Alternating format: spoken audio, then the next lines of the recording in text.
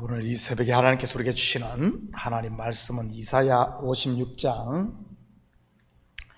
1절에서 12절까지 말씀입니다. 저와 여러분이 한 절씩 나누어서 교독합니다. 여호와께서 이와 같이 말씀하시기를 너희는 정의를 지키며 의를 행하라. 이는 나의 구원이 가까이 왔고 나의 공의가 나타날 것임이라 하셨도다. 안식일을 지켜 더럽히지 아니하며 이의 손을 금하여 모든 악을 행하지 아니하여야 하나니 이와 같이 하는 사람 이와 같이 굳게 잡는 사람은 복이 있느니라. 여호와께 연합한 이방인은 말하기를 여호와께서 나를 그의 백성 중에서 반드시 갈라내시리라 하지 말며 고자도 말하기를 나는 마른 나무라 하지 말라. 여호와께서 이와 같이 말씀하시기를 나의 안식일을 지키며 내가 기뻐하는 일을 선택하며 나의 언약을 굳게 잡는 고자들에게는 내가 내 집에서 내 성 안에서 아들이나 딸보다 나은 기념물과 이름을 그들에게 주며 영원한 이름을 주어 끊어지지 아니하게 할 것이며 또 여호와와 연합하여 그를 섬기며 여호와의 이름을 사랑하며 그의 종이 되며 안식일을 지켜 더럽히지 아니하며 나의 언약을 굳게 지키는 이방인마다 내가 곧 그들을 나의 성산으로 인도하여 기도하는 내 집에서 그들을 기쁘게 할 것이며 그들의 번제와 희생을 나의 제단에서 기꺼이 받게 되리니 이는 내 집은 만민이 기도하는 집이라 일컬음이 될 것임이라. 이스라엘의 쫓겨난 자를 모으시는 주 여호와가 말하노니 내가 이미 모은 백성 외에 또 모아 그에게 속하게 하리라 하셨느니라. 들의 모든 짐승들아 숲 가운데의 모든 짐승들아 와서 먹으라. 이스라엘의 파수꾼들은 맹인이요 다 무지하며 벙어리 개들이라. 짖지 못하며 다 꿈꾸는 자들이요 누워있는 자들이요 잠자기를 좋아하는 자들이니 이 개들은 탐욕이 심하여 족한 줄을 알지 못하는 자들이요 그들은 몰지각한 목자들이라. 다 제 길로 돌아가며 사람마다 자기 이익만 추구하며 보라 내가 포도주를 가져오리라. 우리가 복주를 잔뜩 마시자. 내일도 오늘같이 크게 넘치리라 하니라. 아멘. 좋은 아침입니다. 우리는 어제 새벽에 만민을 구원으로 초청하시는 하나님에 대해 공부했습니다. 물론 만민은 유대인뿐만 아니라 이방인을 모두 포함하는 개념인 것이고요. 그렇다면 그렇게 초청에 응한 사람들에게 주시는 것이 무엇입니까? 물 곧 하나님의 말씀이었습니다. 왜냐하면 말씀 안에 평안이 있고 말씀 안에 생명이 있고 말씀 안에 즐거움이 있기 때문인 것이지요. 저는 우리 식구들이 말씀을 듣고 또 들음으로 하나님이 주시는 이러한 복을 마음껏 누릴 수 있기를 축복합니다. 성도라면 교회에 오는 첫 번째 목적이 바로 이 말씀을 듣는 것이 되어야 하는 것입니다.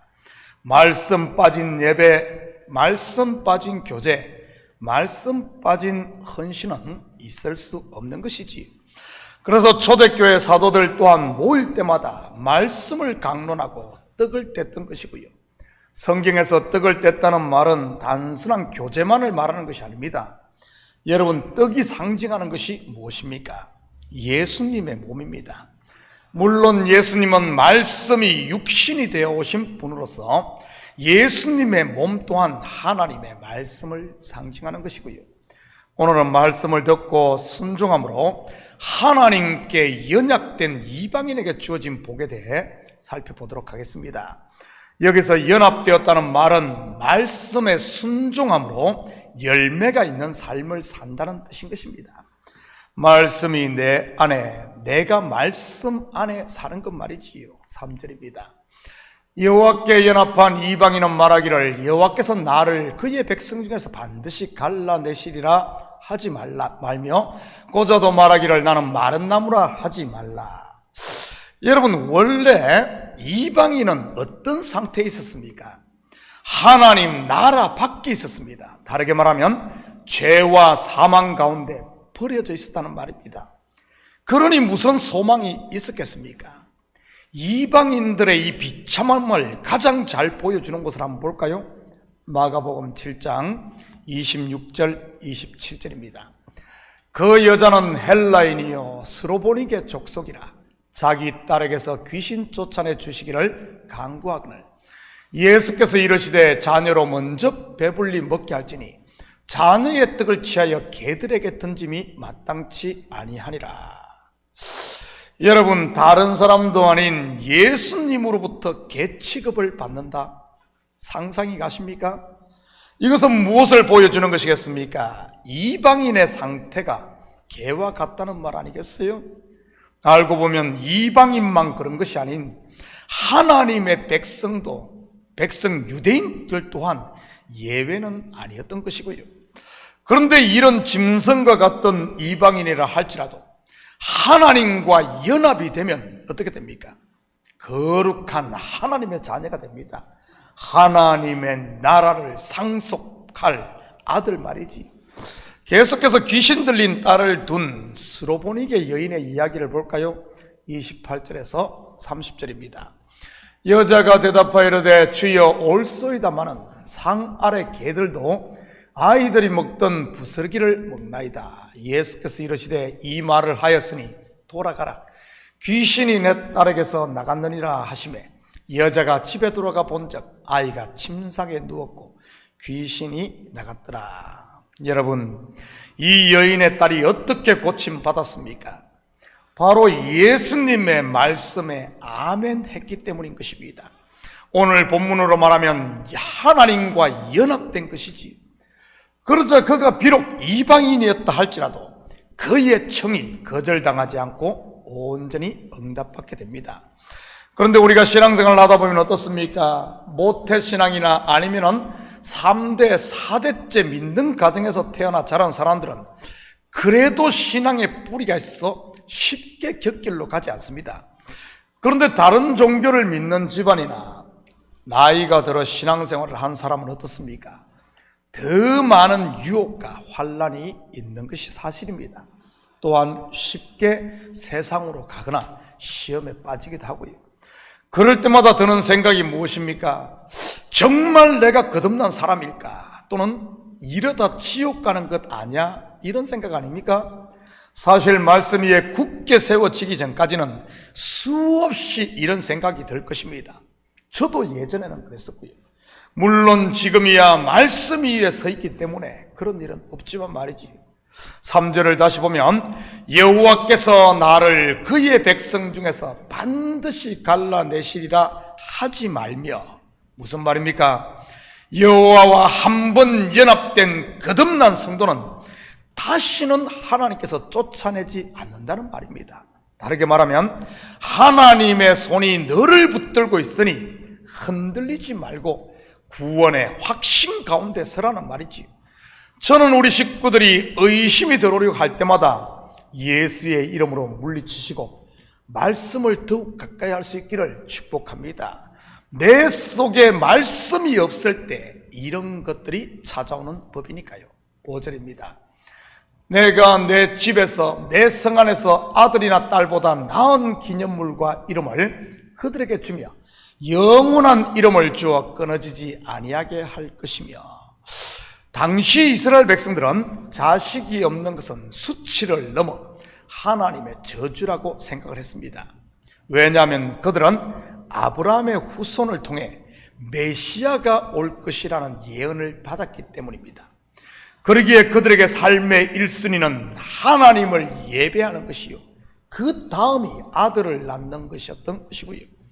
그런데 비록 그런 자식이 없는 저주와 수치 아래 있다 할지라도 하나님과 연합되어 그의 언약 안에 사는 사람들에게는 아들이나 딸보다 더 나은 기념물과 영원한 이름을 약속하고 있습니다.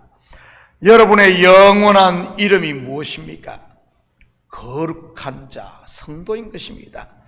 그리고 이 성도됨의 보증으로 주신 것이 뭐죠? 바로 성령인 것이지요. 6절입니다.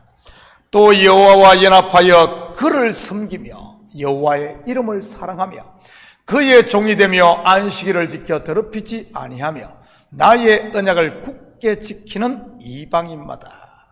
이들이 누구겠습니까? 바로 말씀에 순종하는 사람들인 것입니다. 자기를 처복종시키고 자기를 부인하고 자기의 십자가를 지고 예수를 따르는 제자들, 바로 성도들 말이지.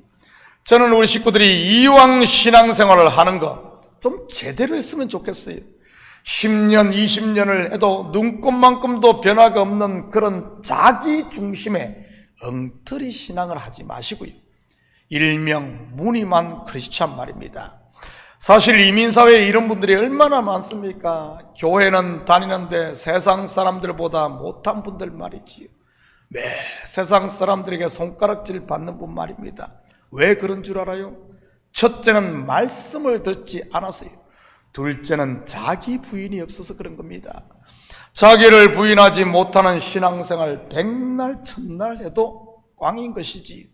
그에 비해 말씀에 순종하는 이방인에는 어떤 복이 임합니까? 7절입니다. 내가 곧 그들을 나의 성산으로 인도하여 기도하는 내 집에서 그들을 기쁘게 할 것이며 그들의 번제와 희생을 나의 제단에서 기꺼이 받게 되리니 이는 내 집은 만민이 기도하는 집이라 일컬음이 될 것임이라. 만민이 기도하는 집, 곧 교회에서 하나님이 주시는 기쁨을 누리게 되는 것입니다. 교회 공동체와 함께 말이지요. 여러분, 교회에 올 때마다 이 기쁨이 있습니까? 만일 이런 기쁨이 없다면 교회 탓, 목사 탓, 성도 탓 하지 마시고 자신을 좀 돌아볼 수 있기를 축복합니다. 나는 말씀을 듣고 그 말씀에 나를 처복종시키고 있는 사람인가를 말이지. 내 속에 내가 살아있는 한 하나님께서 아무리 기쁨을 바가지로 부어도 받을 수 없는 것이니까요. 교회 공동체 모두가 기뻐하며 잔치를 벌여도 자기 중심, 자기 속에 갇힌 사람, 자기를 부인하지 못한 사람은 바깥 어둠에서 이만 갈게 되는 것입니다.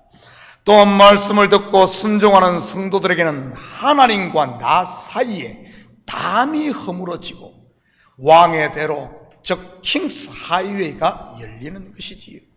말씀에 순종한 이방인들이 이런 복을 받는 반면 말씀 듣기를 거부하고 여전히 자기가 왕으로 사는 이스라엘은 9절입니다. 들의 모든 짐승들아, 숲 가운데의 모든 짐승들아 와서 먹으라. 무슨 말입니까? 짐승을 보고 먹으라고 하는 것이 말이지, 바로 심판을 말하는 것 아니겠어요? 바로 하나님의 심판, 곧 화가 눈 앞에 와 있다는 말입니다. 10절 11절입니다. 이스라엘의 파수꾼들은 맹인이요 다 무지하며 벙어리 개들이라, 짖지 못하며 다 꿈꾸는 자들이요 누워있는 자들이요 잠자기를 좋아하는 자들이니, 이 개들은 탐욕이 심하여 족한 줄을 알지 못하는 자들이요 그들은 몰지각한 목자들이라, 다 제 길로 돌아가며 사람마다 자기 이익만 추구하며. 유대인들이 이방인들을 개라고 했는데 하나님이 유대인들을 향하여 야, 네가 개다 이렇게 말합니다. 한마디로 이들이 무엇에 갇혀 산다는 말입니까? 다 제 길로 돌아가며 사람마다 자기 이익만 추구하며, 바로 자기에 갇혀 산다는 말입니다. 왜 이들이 이렇게 되었겠습니까? 바로 자기를 부인하지 않아서 그런 것입니다. 여러분, 신앙은 자기와의 싸움임을 잊지 마시기 바랍니다. 물론 기준은 하나님의 말씀인 것이고요. 저는 우리 식구들이 하나님의 말씀 앞에 내가 깨질 수 있기를 축복합니다. 하나님의 말씀이 맞네 틀리네 하나님을 심판하려고 하지 마시고요. 쉐마 이스라엘, 들으라 이스라엘아, 말씀을 듣고 순종하는 것이 사는 길이지. 사랑하는 성도 여러분, 오늘 하루도 말씀 앞에 나를 처복종시키는 순종의 삶을 통해 하나님이 저와 여러분을 위해 예비하신 오늘의 복을 받아 누리는, 그리고 그 받은 은혜를 나누며 사는 복된 하루 되기를 예수님의 이름으로 축복합니다. 같이 기도합니다. 사랑의 아버지 하나님, 참으로 감사를 드립니다. 비록 이방인이라 할지라도 비록 죄인이라 할지라도, 더 나아가 죄인 중에 괴수라 할지라도 말씀을 듣고 주께 돌아와 주님과 연합되어 아버지 하나님 은혜 안에 살기만 하면 아버지 하나님 하늘의 복과 땅의 복을 주시고 하나님의 아버지 나라를 상속할 아들 되게 하신다는 이 약속의 말씀, 아버지 하나님 이 말씀 부여잡고 오늘도 삶으로 말미암아 세상이 비록 우리를 조롱하고 욕한다 할지라도 거기에 귀 기울이지 아니하고 아버지 하나님, 하나님께서 주신 은혜와 평강 즐거움을 누리며 사는 저희들 되게 도와주시옵소서. 이 새벽도 우리 마음을 주님 앞에 쏟아놓고 기도할 때마다 주님 아버지 하나님 우리 마음에 근심, 걱정, 두려움은 내려놓고 대신 하늘의 기쁨과 즐거움으로 채워지며 담대함으로 살아가는 저희들 되게 도와주시옵소서. 감사드리며 예수님의 이름으로 기도드립니다.